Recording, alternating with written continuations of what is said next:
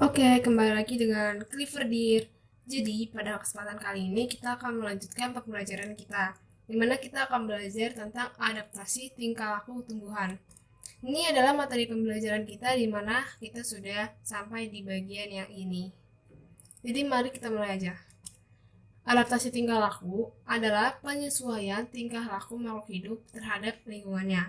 Nah, adaptasi tingkah laku sendiri ini itu melibatkan kebiasaan atau perilaku dalam adaptasinya. Jadi tingkah laku itu berbentuk kayak perilaku-perilaku atau kebiasaan-kebiasaan dia. Jadi kita langsung masuk aja ke bagian yang pertama, yaitu ada pohon jati. Pohon jati ini dia akan menggugurkan daunnya saat musim kemarau untuk mengurangi penguapan. Jadi di saat musim kemarau ini daun-daun pohon jati itu sangat sedikit ditemui di dahan-dahan pohonnya, bahkan mungkin bisa dikatakan hampir botak gitu karena dia akan menggugurkan daunnya secara otomatis. Oke, yang kedua itu ada putri malu. Nah, putri malu ini dia keunikannya ketika daunnya ini disentuh, dia otomatis akan menutup. Nah, kemampuan ini menandakan bahwa putri malu peka terhadap rangsangan. Bukan berarti tumbuhan-tumbuhan lain, jika kita sentuh daunnya dia tidak menutup, berarti dia tidak peka terhadap rangsangan. Tiap tumbuhan itu ada kepekaannya masing-masing, ada ciri-cirinya masing-masing. Nah, untuk di putri malu sendiri, kebiasaan dia atau perilaku dia dalam beradaptasi adalah menutup ketika disentuh, gitu.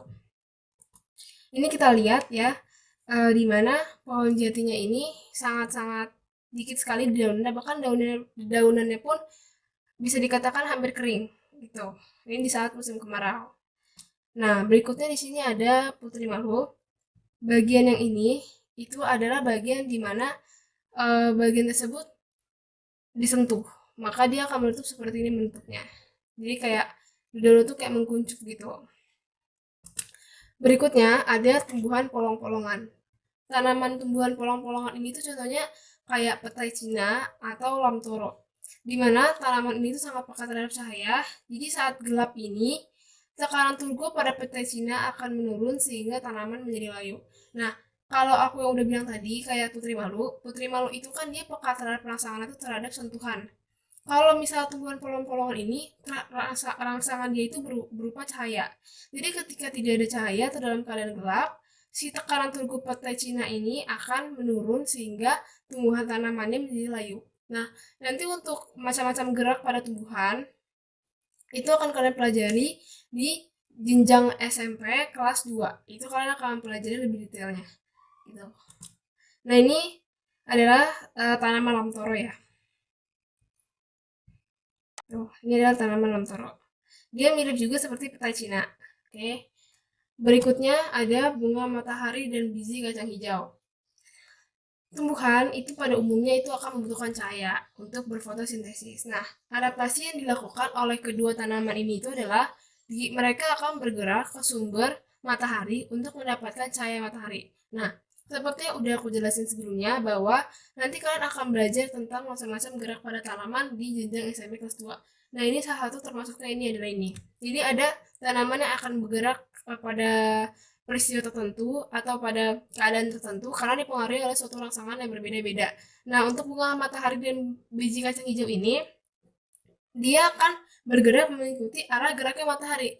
Jadi kalau di pagi hari, mereka akan bergerak ke arah timur karena matahari terbit di arah timur, dan pada sore hari mereka akan bergerak ke arah barat karena matahari ada di barat. Begitu. Ini contoh bunga mataharinya. Kita lihat ya bahwa uh, ini ini bunga matahari, ini bunga matahari, ini bunga matahari. Mereka menghadap ke arah yang sama. Berarti kesimpulannya bahwa mereka menghadap ke arah matahari. Gitu. Oke. Berikutnya ada Venus. Nah, kebiasaan dia ini adalah tumbuhan ini akan menutup daunnya ketika ada pergerakan. Jadi ketika ada hewan atau ada sesuatu yang menyentuh dia, dia otomatis akan menutup daunnya. Tapi bedanya dengan putri malu, kalau putri malu tuh dia hanya menutup saja. Kalau Venus ini dia itu memakan apa aja yang masuk ke dalam daunnya itu. Nah, karena di sini bentuk daun dia itu adalah berengsel, hal ini dilakukan untuk menangkap mangsanya berupa serangga. Jadi, ketika mangsanya ini atau serangga ini masuk ke dalam daunnya, menyentuh daunnya dan ada pergerakan, daun Venus ini akan menutup dan akan mengkonsumsi atau menangkap mangsanya. Begitu. Nah, ini aku ada gambarnya. Jadi ini daunnya. Nah, di bagian dalamnya ini, bagian belakang ini ada engsel, berfungsi untuk membuka dan menutup. Ketika si serangga ini masuk ke dalam tanaman Venus, pasti daun ini si Venus ini akan merasa bahwa ada pergerakan, dia otomatis akan menutup. Dan keunikannya lagi, dia ada gigi di ujung daunnya ini, gitu. Oke. Berikutnya ada tumbuhan yang hidup di 2 musim. Ya. Yang pertama itu dia itu menggugurkan daunnya saat musim kemarau. Itu yang kayak kita udah jelasin sebelumnya ya. Contohnya itu ada pohon jati. Nah, ada juga yang melebarkan daunnya di saat musim penghujan. Contohnya itu adalah tanaman mahoni, jati, kedondong. Nah, sebenarnya untuk si pohon jati ini juga dia termasuk dalam 2 musim, di mana ketika ketika di saat musim kemarau dia akan menggugurkan daunnya. Namun ketika di saat musim penghujan, daun ini akan tumbuh dengan lebat dengan banyak sekali gitu. Nah, ini contoh pohon jati yang sudah kita jelasin sebelumnya. Nah, kalian bisa bayangin ya, ini daunnya sangat-sangat dikit sekali, bahkan kering. Tapi di saat musim hujan, daunnya ini akan lebat sekali dan hijau sekali gitu. Itu di saat musim hujan. Jadi salah satu contohnya itu adalah pohon pohon mahoni, pohon jati, dan pohon kedondong. Tuh. Berikutnya ada jagung, padi, dan tebu, di mana mereka ini menggulung daunnya untuk mengurangi penguapan. Kalau pohon jati itu akan menggugurkan daunnya, tapi untuk ketiga tanaman ini mereka akan menggulung daunnya, jadi tidak menggugurkan. Nah, ini ya, daun-daunnya itu seperti apa, kayak layu, kayak menutup gitu. Tujuannya agar uh, tidak ada cahaya matahari yang mengenai daunnya sehingga tidak terjadinya penguapan. Begitu. Ini di saat musim kemarau. Oke, kita akan sekarang masuk ke dalam latihan soal. Di dalam latihan soal ini aku hanya kasih sekitar 2 pertanyaan dan aku akan kasih waktu selama 3 detik. Jadi kalau teman-teman merasa terlalu cepat bisa di-pause videonya atau bisa mundurin video juga untuk melihat jawabannya di mana. Oke, kita langsung aja masuk ke soal yang pertama.